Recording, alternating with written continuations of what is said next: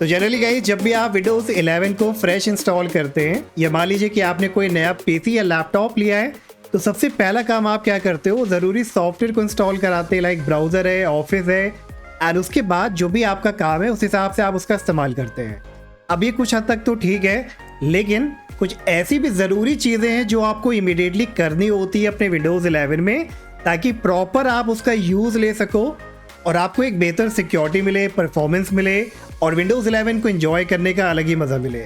और ये सारी सेटिंग्स आज मैं आपको इस वीडियो में बताने वाला हूँ। तो 12 ऐसे चेंजेस जो मैं आपको इमीडिएटली रिकमेंड करूँगा कि अभी के अभी आप अपने विंडोज़ 11 में ज़रूर अप्लाई कर लें। तो चलिए without any further delay start करते हैं और स्टार्ट करेंगे गाइस हम रिफ्रेश रेट से। और रिफ्रेश रेट एक ऐसी चीज़ है जिसको मैक्सिमम लोग यहाँ पे शायद नहीं जानते होंगे या इसको यहाँ पे मिस कर देते हैं। अब देखो, आपने गेमिंग के लिए, एडिटिंग के लिए एक अच्छा मॉनिटर तो ले लिया, लेकिन अगर आपने रिफ्रेश रेट को चेंज नहीं किया तो आप एग्जैक्टली उसका मज़ा ले ही नहीं रहे हो। तो अगर आप अपनी सेटिंग्स में जाते हैं और रिफ्रेश रेट को आप सर्च करोगे तो एडवांस डिस्प्ले सेटिंग्स में आपको रिफ्रेश रेट वाला ऑप्शन मिलता है और ज़्यादातर आपको ये 60 पे सेट मिलेगा। लेकिन अगर आप ड्रॉप डाउन पे क्लिक करोगे तो देखोगे कि आपके पास यहाँ पे और भी ज़्यादा ऑप्शन अवेलेबल है। और अगर आप इधर केयरफुली रीड करो तो ये कह रहा है कि जितना ज़्यादा आपका रिफ्रेश रेट होगा उतना स्मूदर आपको यहाँ पे परफॉर्मेंस और आपका एक्सपीरियंस होने वाला है। हालांकि ये थोड़ा सा पावर ज़्यादा लेता है, लेकिन आप पावर को लेके अगर कंसर्न नहीं हो, बैटरी को लेके, तो आप इस रिफ्रेश रेट को अभी के अभी बढ़ाइए ताकि आपको एक बेहतर परफॉर्मेंस मिले, स्पेशली अगर आप गेमिंग और एडिटिंग करते हैं तो। अब नेक्स्ट गाइज, ये जो फाइल एक्सटेंशन है, आई डोंट नो यार इसको बाय डिफ़ॉल्ट क्यों डिसेबल करके रखा गया है। तो अगर आप फाइल एक्सप्लोरर ओपन करें और व्यू में जाके आप यहाँ पे ऑप्शंस में जाते हैं तो देखो यहाँ पे एक ऑप्शन मिलता है हाइड एक्सटेंशन वाला। अब ये हमेशा आपका चेक मिलता है। अब इससे क्या होता है कि जो भी फाइल आपके कंप्यूटर पे होती है उसका एक्सटेंशन आपको शो नहीं करेगा।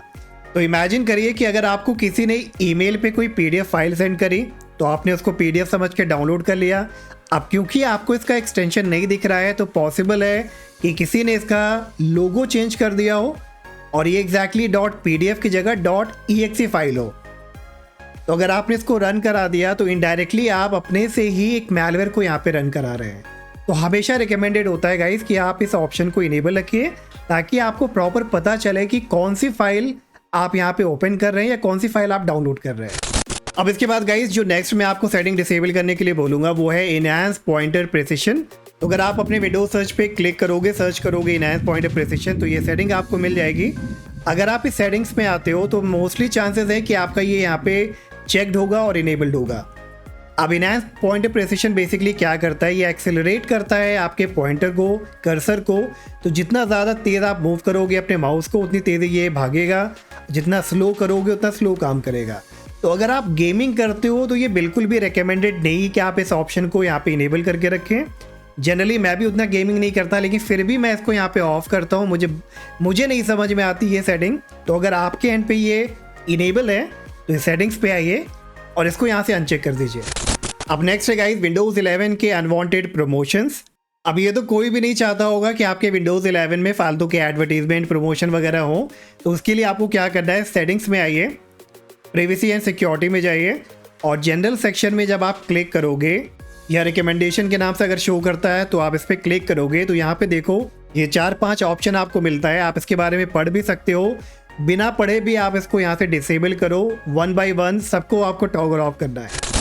अब इसके बाद गाइस जो नेक्स्ट सेटिंग है वो स्पेशली पीसी यूज़र्स के लिए है। तो अगर आप पीसी यूज़ करते हो, गेमिंग करते हो, एडिटिंग करते हो या कोई भी हाई लेवल का काम करते हो तो पावर प्लान को भी मैनेज करना बहुत ज़रूरी है। अब देखिए बाय डिफ़ॉल्ट जब आप पावर प्लान को ओपन करेंगे विंडोज सर्च में powercfg.cpl टाइप करके, तो जितना भी पावर प्लान है वो आपको इधर शो करता है। बाय डिफ़ॉल्ट ये सिलेक्टेड होगा बैलेंस्ड में। तो बैलेंस में ठीक ठाक परफॉर्मेंस आपको मिलता है, लेकिन इधर आपको एक ऑप्शन और भी मिलेगा जो कि है हाई परफॉर्मेंस का। तो मैं आपको ये तो नहीं बोलूँगा कि आपको कोई मैजिक देखने को मिलेगा, लेकिन अगर आपके पास एक ऑप्शन मिल रहा है तो कहीं ना कहीं से कंपेयर टू जो आपका बैलेंस पावर प्लान है उससे बेहतर परफॉर्मेंस आपको मिलेगा हाई परफॉर्मेंस पावर प्लान में। अगर आप लैपटॉप यूज़ करते हैं तो आप ये मेक श्योर कर लेना कि यहाँ पे थोड़ा सा बैटरी कंजप्शन ज़्यादा होगा। Next guys Windows user account control. अब अगर आप अपने विंडोज सर्च पे क्लिक करोगे, यहाँ पे यूज़र अकाउंट कंट्रोल सर्च करोगे और इस सेटिंग को अगर आप ओपन करते हो तो ये आपका हो सकता है कि नीचे वाले ऑप्शन पे सिलेक्टेड हो। इसे आपको बिल्कुल टॉप पे ले जाना है और इसको टॉप पे ले जाने से क्या होगा कि जब भी कोई सॉफ्टवेयर आप इंस्टॉल करोगे, कोई मेजर सेटिंग आप चेंज करते हो, तो ये बार बार आपसे परमिशन मांगेगा। अब ये थोड़ा सा एनोइंग तो हो सकता है क्योंकि बार बार आपसे परमिशन मांगेगा, लेकिन अगर आप सिक्योरिटी पॉइंट ऑफ व्यू से देखो तो अगर कोई और रिमोटली आपके डिवाइस में कोई सॉफ्टवेयर इंस्टॉल करने की कोशिश करता है या इवन आप भी कोई सॉफ्टवेयर इंस्टॉल करते हो जो कि मैलिशियस हो सकता है, तो बार बार नोटिफिकेशन आने की वजह से हो सकता है आप ध्यान दो और उस मैलवेयर को डाउनलोड करने से पहले आप रुक जाओ। तो थोड़ा एनोइंग चलेगा, लेकिन सिक्योरिटी ज़्यादा मैटर करती है, तो इसलिए इसको भी आप हमेशा टॉप पे रखिए। तो आप चलिए गाइस कुछ देखते हैं विंडोज़ सिक्योरिटी के बारे में। तो अगर आप सेटिंग्स ओपन करेंगे, प्रिवेसी सिक्योरिटी में विंडोज़ सिक्योरिटी को ओपन करेंगे तो इनफ प्रोटेक्शन आपको मिलती है विंडोज़ 11 की तरफ से। अब इधर आपको क्या श्योर करना है, जितना भी प्रोटेक्शन है, virus and thread protection, smart app control है, ऐप एंड ब्राउज़र कंट्रोल है, फायरवॉल है, सबको आपको 1 बाय 1 ओपन करना है और इनको यहाँ पे आपको चेक करना है कि सारी सिक्योरिटी आपकी इनेबल्ड है।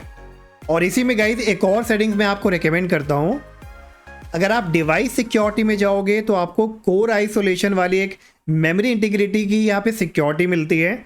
अभी एक एडवांस सिक्योरिटी है जो आपको काफ़ी हद तक प्रोटेक्शन बढ़ाता है, इन्हांस करता है।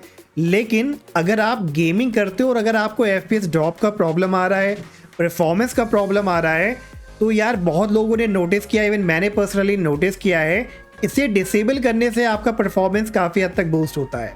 तो अगर आपको ऐसा लगता है कि आपको बहुत हाई एंड की सिक्योरिटी नहीं चाहिए, इतना नॉर्मल सिक्योरिटी जो आपको मिल रही थी उतना आपके लिए इनफ है, आप इसे एक बार डिसेबल कर लेना ताकि आपको परफॉर्मेंस अच्छा मिले। लेकिन अगर आप गेमिंग वगैरह नहीं करते हो, उतना ज़्यादा खास भी नहीं करते हो, तो आप इस ऑप्शन को यहाँ पे इनेबल रखिएगा। Next guys device encryption. तो अगेन आप अगर डिवाइस इंक्रिप्शन को सर्च करेंगे सेटिंग्स में तो देखो डिवाइस इंक्रिप्शन वाला यहाँ पे एक ऑप्शन आपको मिलता है। अब वैसे तो ये ऑप्शन आपका हमेशा इनेबल होता है, लेकिन आप रीचेक कर लेना, और ये अगर डिसेबल है तो आपको इसे अभी इनेबल करना है। अब इसे इनेबल करने से क्या होगा कि आपका जो ऑपरेटिंग सिस्टम है, आपकी जो फिक्स्ड ड्राइव है, इसको विंडोज़ 11 ऑटोमेटिकली इनक्रिप्ट कर देगा। और ये तब आपके लिए बहुत काम आएगा कि अगर मान लो आपका लैपटॉप कभी चोरी हो जाता है या खो जाता है। तो डेस्कटॉप यूज़र्स के लिए तो उतना यूज़फुल नहीं है, लेकिन अगर आप लैपटॉप यूज़ करते हो तो इस डिवाइस इंक्रिप्शन को आप ज़रूर से इनेबल करके रखिएगा। नेक्स्ट गाइज मैं आपको रिकमेंड करूंगा कि डार्क मोड को भी आप इनेबल करके रखो। तो बहुत सिंपल है, विंडोज सर्च पे आप डार्क मोड करो, यहाँ पे आप डायरेक्टली रीच कर सकते हो सेटिंग्स में, और इधर राइट साइड में आप ड्रॉप डाउन पे क्लिक करोगे तो लाइट मोड मिलेगा, आपको डार्क मोड मिलेगा। डार्क मोड हमेशा आप सिलेक्ट करके रखो क्योंकि आपके आंखों के लिए ज़्यादा बेटर होता है, विजिबिलिटी भी अच्छी बनी होती है और काफ़ी देर तक आप काम भी कर पाओगे। अब इसके बाद गाइज जो आगे की सेटिंग है वो कुछ ऑप्टिमाइजेशन को लेके होगी। और सबसे पहली चीज़ मैं आपको जो रेकमेंड करूंगा कि जितने भी फालतू के ब्लोटवेयर हैं आप उन्हें यहाँ पे अनइंस्टॉल करिए। तो अगर आपने कोई नया डिवाइस लिया है, लाइक लैपटॉप लिया है, तो आपको विंडोज़ 11 का भी ब्लोटवेयर मिलेगा और उस मैन्युफैक्चरर का भी ब्लोटवेयर देखने को मिलेगा। तो इन सबको आपको क्लीन करना है। अब इसके लिए आप मैनुअली भी यहाँ पे अनइंस्टॉल कर सकते हैं। तो अगर आप सेटिंग्स में जाते हो, ऐप्स में जाते हो, इंस्टॉल्ड ऐप्स में जाते हो, तो इधर आपको देखो सारे ब्लोटवेयर जो कि विंडोज़ 11 की तरफ से हैं, इवन आपके मैन्युफैक्चरर की तरफ से जो भी होंगे वो आपको इधर शो करेंगे। और इनमें से गाइस ज़्यादातर आपके यूजलेस हैं, कोई भी इस्तेमाल नहीं करता है। मैंने सारे ब्लोटवेयर ऑलरेडी डिबलोड करके रखा है, कई सारे लोग इसका टूल भी यूज़ करते हैं और इसका गाइस बेसिकली कोई भी काम नहीं होता, फालतू की चीज़ें हैं। अगर आपको भी काम नहीं है आप एक बार चेक कर लेना, जिसका भी आपको यूज़ नहीं है राइट साइड में आप 3 डॉट पे क्लिक करना और अनइंस्टॉल कर सकते हो। इसके लिए कई सारे डिबलोटर भी आते हैं जो 1 क्लिक में आपका डिबलोड कर सकते हैं। अगर आपको वो यूज़ करना है तो उसके लिए मैंने ऑलरेडी वीडियो बनाई है, आप उस वीडियो को चेकआउट कर सकते हैं। अब नेक्स्ट गाइस इसके बाद बात करते हैं एनिमेशन की। तो आई एम वेरी श्योर कि आप में से ज़्यादातर लोग जो विंडोज़ 11 यूज़ कर रहे हैं वो एनिमेशन को लेके उतना ज़्यादा कंसर्न नहीं होंगे और एनिमेशन आपके ज़्यादातर इनेबल्ड होते हैं विंडोज़ 11 में। तो अगर आपको ये फालतू के एनिमेशन नहीं चाहिए तो अपने आप विंडोज सर्च पे क्लिक करिए, sysdm.cpl टाइप करके एंटर कराइए। एडवांस प्रॉपर्टीज़ में आपको यहाँ पे जाना है, परफॉर्मेंस में सेटिंग्स पे आप क्लिक करोगे तो देखो ये आपका सिलेक्टेड होगा लेट विंडोज चूज पे और ज़्यादातर एनिमेशन आपके इधर सिलेक्टेड होते हैं। तो इधर आप कस्टम वाले ऑप्शन को चूज़ करिए और फिर ये ज़रूरी कुछ एनिमेशन है like Windows minimise and maximise, enable peek, show thumbnail instead of icon और smooth edges of screen font, इनको आपको बस इनेबल करना है, बाकी सबको डिसेबल करिए, अप्लाई ओके करिए। तो अब आपको एक परफॉर्मेंस भी अच्छा मिलेगा और जो बहुत ज़्यादा कंजप्शन होता था CPU और RAM के ऊपर वो भी आपका रिड्यूस होगा। और फाइनली गाइस कुछ अनवांटेड सर्विसेज भी हैं जिन्हें आपको डिसेबल करना है। तो सर्विसेज टाइप करके इसको एंटर कराइए। आप देखिए इधर बहुत सारी सर्विसेज हैं जो आपके मैन्युफैक्चरर की तरफ से हो सकती हैं, और बहुत सारी ऐसी चीज़ लाइक BitLocker है, Hyper-V है जिसका आप यूज़ नहीं करते होंगे, इन्हें भी यहाँ पे आपको 1 बाय 1 डिसेबल करना है। और इसके लिए भी मैंने डेडिकेटेड वीडियो बनाई है, आप इस वीडियो को चेकआउट करिए ताकि प्रॉपर तरीके से आप फालतू की सर्विसेज को डिसेबल कर पाए। तो दैट्स ऑल गाइस, बस आज के लिए इतना ही। होपफुली ये सारे चेंजेस करने के बाद अब आपको एक बेहतर परफॉर्मेंस और एक एक्सपीरियंस मिलेगा विंडोज़ 11 में। और वीडियो अच्छा लगा हो तो वीडियो को लाइक सब्सक्राइब करना मत भूलिएगा। एंड हम मिलेंगे नेक्स्ट वीडियो में। Bye bye.